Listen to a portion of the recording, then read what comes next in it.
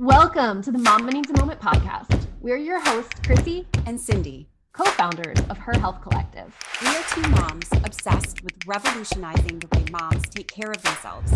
We are so glad you're here. Let's dive in. Welcome back to Mama Needs a Moment. It's always wonderful to have you with us, friend. This week, we are talking more with Aiesha Edwards about the Girls on the Run program. Girls on the Run is a 501c3 nonprofit organization dedicated to creating a world where every girl knows and activates her limitless potential and is free to boldly pursue her dreams. Aiesha is the executive director of Girls on the Run of the Triangle in North Carolina, which serves Durham, Wake, Orange, Chatham, and Johnston counties. She brings a wealth of experience to her role at Girls on the Run, but most of all, she has intense personal and professional dedication to serving children and their families. Aiesha strives to impact the lives of the communities she serves. We would encourage you to go back and listen to last week's episode for more information on Aiesha's work as a teacher and in the nonprofit sector. Aiesha also shares in that episode a success story on how it has positively impacted one of its participants. In part 2, today's episode, we will continue talking to Aiesha about the Girls on the Run program and how she has seen it affect the community she serves, as well as how it has affected her own life. We also talk about why our society makes programming like this needed for girls and the challenges girls face that require the building of confidence and inner strength. Here's Aiesha. I love how you described it earlier. And when you were just talking right now, talking through the Girls on the Run program as so much more than running. Yes. And I found that out. Our girls just participated in the fall for the first time in Girls on the Run. And my oldest is not a runner. And so when I was talking to her about it, she's like, I don't want to run. And I was like, well, this says here that you don't have to run. You can skip, you can hop, you can walk, you can do whatever you want as long as you, right. Yeah. And they had a fantastic time. And obviously, we've already talked about how we know that you were a runner, but you're not really a runner anymore. Yeah. And you've talked a little bit about how movement has played a role in your life, getting healthy, helping your mom get healthy. Mm-hmm. How do you balance a love for exercise and fitness with the need to appreciate body diversity and let go of the pervasive diet culture that exists in our world today? I mean, it's everywhere. I hear it with our girls. I mean, you with your kids, I'm sure you hear it. It wears me down. Yes. Personally, from my perspective, I was that girl in high school that was a beanpole. I was tall, slender, beanpole. We know as mommies, once our little bundles of joy come, we also have some bundles of love handles.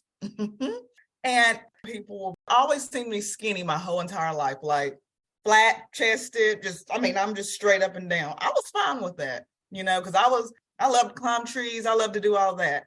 But it was really hard for me when, I had the baby weight on me and people were like, well, boy, Aiesha, you're getting fat.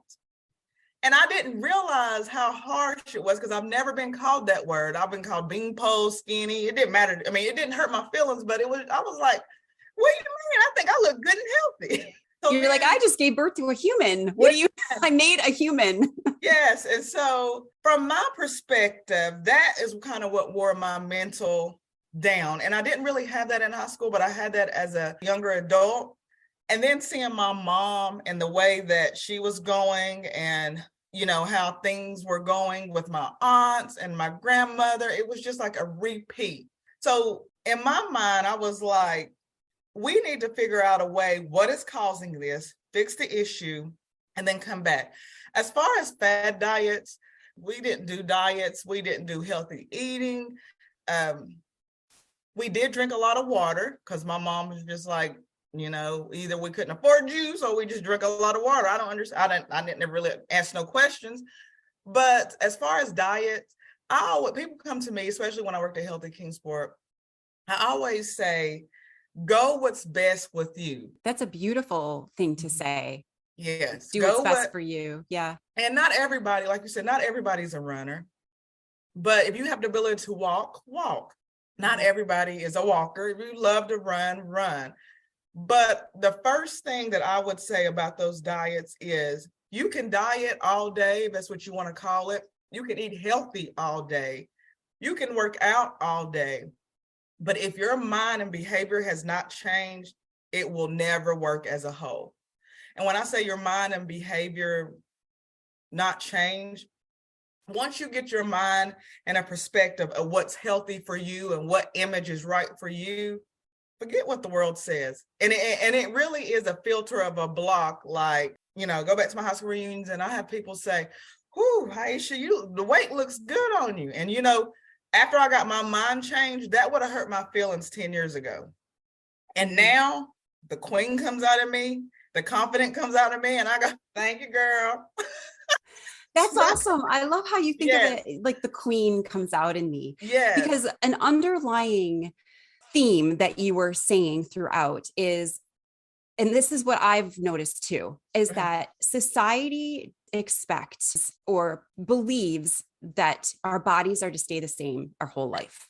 Right. I mean, when you were that stick skinny girl, you were in high school, everybody's body changes. But we're conditioned to think that our bodies are supposed to stay the same and we have to work to keep them looking exactly the same. Right. But that's just not reality. I mean, our bodies are going to shift constantly with what's happening inside our bodies, hormones and making humans and everything like that. And it sounds to me when you were talking that it's more about teaching girls, people, that you need to be confident with what your body feels like at any size. Yes. The brain and the heart is the key thing to whatever you see outside of society. And that's why I always tell people it's to feel your best, to look your best is whatever is in this brain part right here. You've got to figure out what is the best for you. What is the best you've ever felt?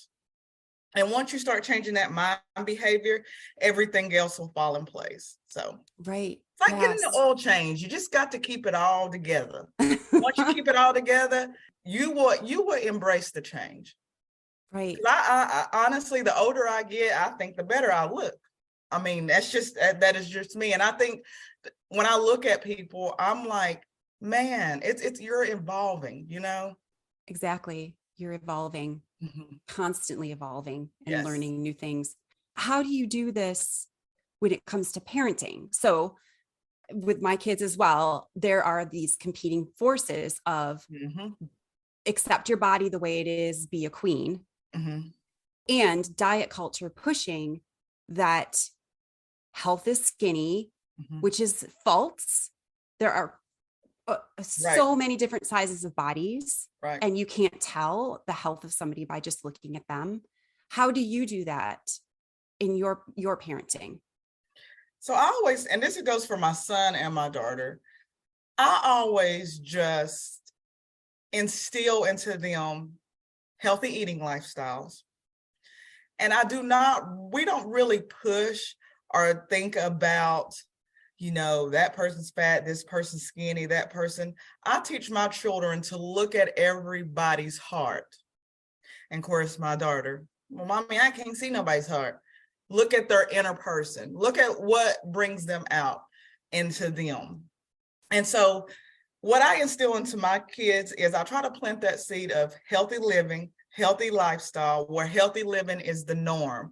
So once they get to that age of, and my son, he's in that age right now where, they want to bulk up, and which is fine, but do it the right way. My daughter, we're in the stage of the training bra. So she talks about, well, Mom, when will I need that? And that is one thing that Girls on the Run has helped her with, is talking that out, because I was embarrassed to talk to my mom about, I honestly, I got my first sports bra from a friend because I was like, I think I might need one of these things. But it's like, I just feel like as a baby, I instill in them to do things that make you feel healthy. do things that makes you feel right about yourself. And to me, and my daughter, I mean, I really can't really sit in my daughter right now, but for my son as aspect, he called and he was like, yeah, mom, we're lifting weights and we've got to do this and we got to do that. Now I'm drinking all my water and I'm eating all my vegetables. And I look back to myself and that was me and his dad instilling in him the right things to eat. Mm-hmm. So that is kind of how I approach the fad diets and the things like that. And I really hope I hope my children have an open mind to ask me what's going on and get right here first before you look outside at my son's in the Instagrams and the Facebooks and social image. Everybody is different, but when you look at the heart and soul, if you look at your heart, you can be the prettiest person on earth, but if you have an ugly heart, it makes the whole image just fade away. Yes, that is so true. We start to have these conversations with my girls about popularity. Yes. Because you'll see things on TV about the popular girl and how the popular people are mean. And then on the other hand, we'll be like, well, I'm not popular or I want to be popular. And I'm like, okay, well, you have to look at these people, look at their heart. Are they popular for their outside, right, the way they look, or are they for how they treat people? Because it's all in how they treat people. That's what needs to matter. Yes. This episode is sponsored by Her Circle, the supportive and welcoming community for moms created by Her Health Collective.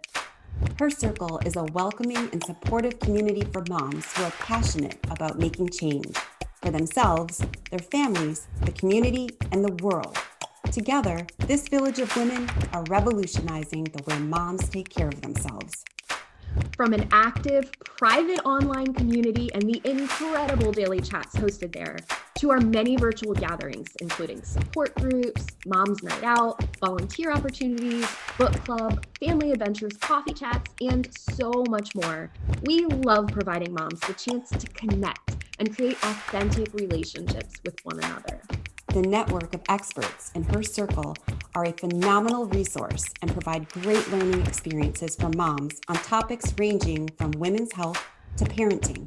We cover the issues that matter to moms the most, from virtual expert Q&As to one-on-one wellness minute consultations and support groups. We are committed to getting moms in front of the information, experts, and support they need most. To learn more about Her Circle, head to www.herhealthcollective.com/her-circle. We have a limited number of spaces and the doors only open a few times a year. So be sure to add your name to the no obligation waitlist so you are the first to know when the doors officially reopen. My son's ready to go to college and he's my shy one. And then of course my daughter's my social butterfly. I tell my kids, you can have all the education in the world. You can have all the college in the world. I mean, you can be the genius of the earth, but if you don't have any social skills, none of that matters. Like, you've got to learn how to communicate with people. You've got to learn how to speak to people, and it all comes from right here. Yeah. And life is so much harder if you don't have those social skills, those communication skills. Yeah. We touched on it a little bit. You and Cindy mentioned popularity. You had mentioned training bras. Parenting girls can be extremely challenging, and it presents its own sort of unique challenges, especially, as they approach coming of age and all of these things shift in their world. It happens with boys too, but it's different with girls. Yes. It has these unique demands. And unfortunately, it also has a society that in many ways still deems girls as less than. Yes. Girls on the Run states that it unleashes the confidence and inner strength she needs to boldly pursue her dreams. Yes. Aiesha, what about our society makes programming like this needed for girls? What are the challenges that girls are facing that require this building of confidence and inner strength? Once again, Girls on the Run is evidence-based, and I gave you an example of how things work with Girls on the Run, especially with the family as a whole. To answer that question, we instill skills that we know that these girls will use in any type of dilemma that they may have. And not only dilemma, but any type of situation. And a situation could be good, it could be bad, it could be something medium. But the program that we instill into these girls, families, coaches, volunteers, community as a whole, leads back to those social skills. How will they use those skills to get them out of any situation to help them move further? For example, if Girls on the Run didn't exist, and I'm gonna use myself an example, and I don't know if y'all had this or not, but I look back on many opportunities that I could have used Girls on the Run when I was younger that would probably push me to a different, better avenue and outcome of the situation. Mm-hmm. Example is I lived in Knoxville, Tennessee, and I went to elementary school there in Parser Middle. Then I moved to a rural area of East Tennessee. Knoxville, it was only one white person there. When I moved, I was the only Black, well, there was two of us. I was the only Black kid there, different culture, different mindset, had braids in my hair. These kids never seen anybody's hair braided with beads. So of course I stuck out like a sore thumb. How I kind of approached it was, don't touch my hair, because kids would come up and touch my hair, while you're looking at me because I'm Black. That's how I came out at it. Of course, when you go aggressive with somebody, what's happening? They're going to come back aggressive with you. So I got into a couple fights over, people touching my hair, calling me names that I've never been called before. Because you got to remember, as a kid, I was in a setting that I was comfortable in. When we moved, I was in a setting I thought as a child I had to put my guard up because honestly, I've never seen that many people that didn't look like me in a classroom setting. After going over the curriculum, which is a curriculum base, after reading through the programming, after being a coach, after seeing the girls at the Boys and Girls Club change, now that I know, I was really culture shocked and didn't know how to handle it. So I looked at that instance, and when I'm reading through the section where it teaches you how to breathe, teaches you how to educate some people that are uneducated about your culture, I could have went at that a different way and probably had lifelong friends, and we could have laughed about it now. This time last year, it still hit me to my soul because, of course, I didn't have Girls on the Run at this time. Well, 2 years ago, it got to the point that even when I saw them on Facebook, I blocked them. And then remember, this is in 6th and 7th grade. I still had that. They're probably still racist, But now that I look back at it, it's like I've unblocked them, added as a friend. They're educated. I saw one of the girls that I got into a tuffle with has a biracial family now. So I feel like if I had something like Girls on the Run to help me deal with that type of culture shock, I wouldn't have that animosity all those years, which holds heavily on the brain, your heart. It just makes you look at society like everybody's a racist when it's really, I should have had Girls on the Run. That's the whole gist of it.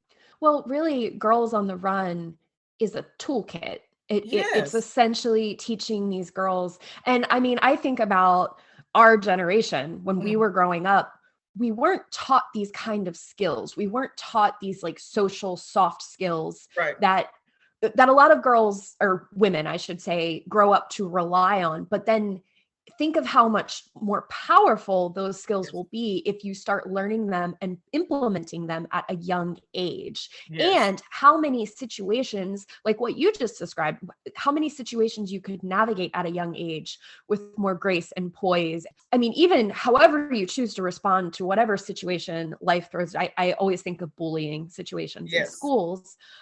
Even if you choose to not respond, I guess, in a way that's pulling from your toolkit, it's still something that's in the back of your mind. It's something that as you're walking away from the situation, you can have that wherewithal, that metacognition to think like, oh, I probably could have handled this differently. Absolutely. And then the next time it happens, you probably will. And it's a lifelong skill.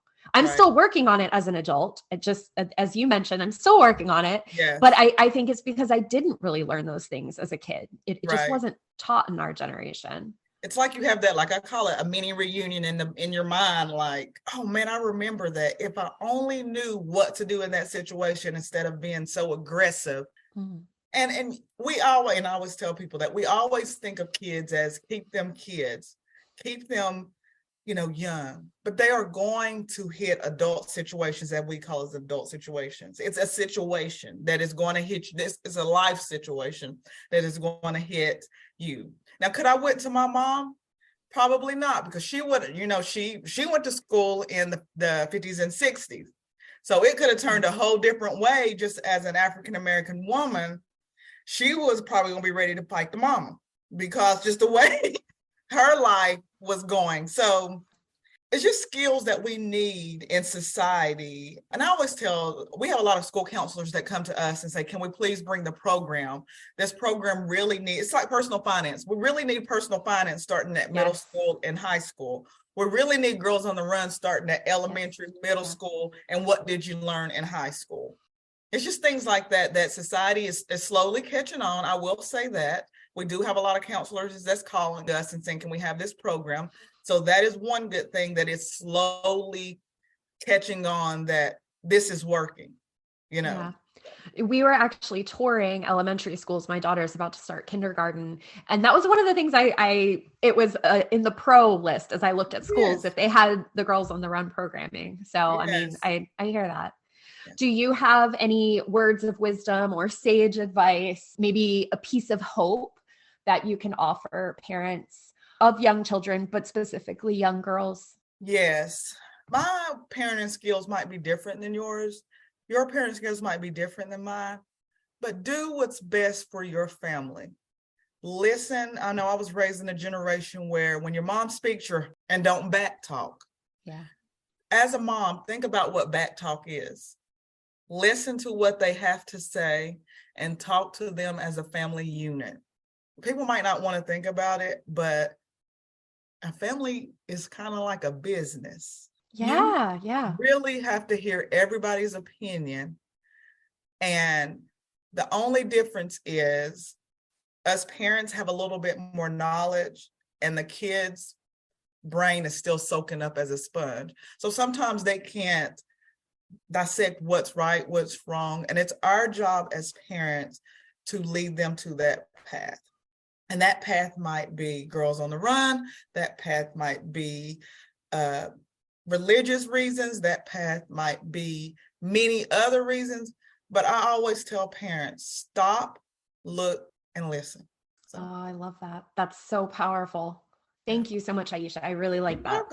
You're welcome. I do. I love that. What you just said, stop, look, and listen. Mm-hmm.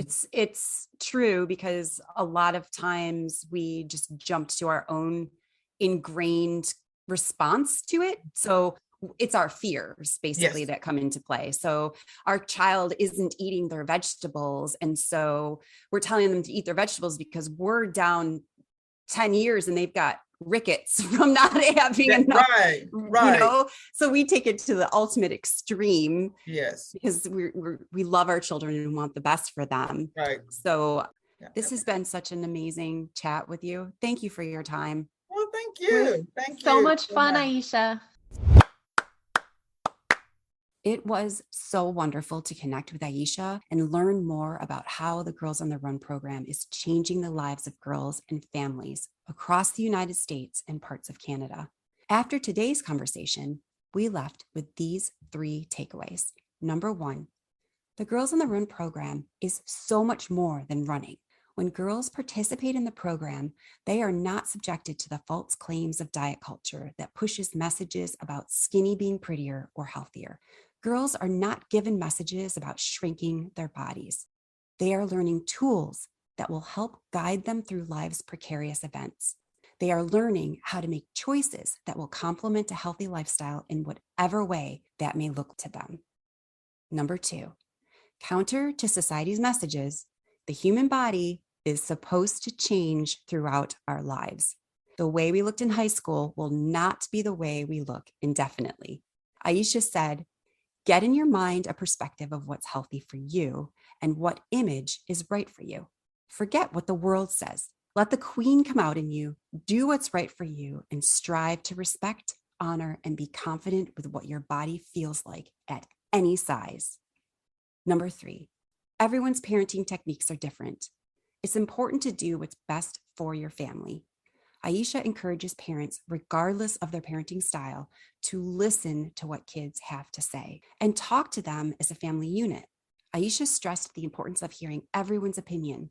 I loved when Aiesha said something to the effect of, as parents, we have a bit more knowledge while the kid's brain is still soaking up as a sponge. So sometimes kids can't dissect what's right and what's wrong.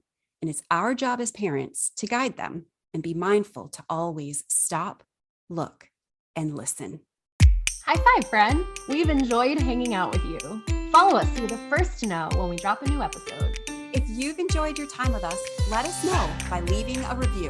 We always love hearing from you. Until next time, stay true to you.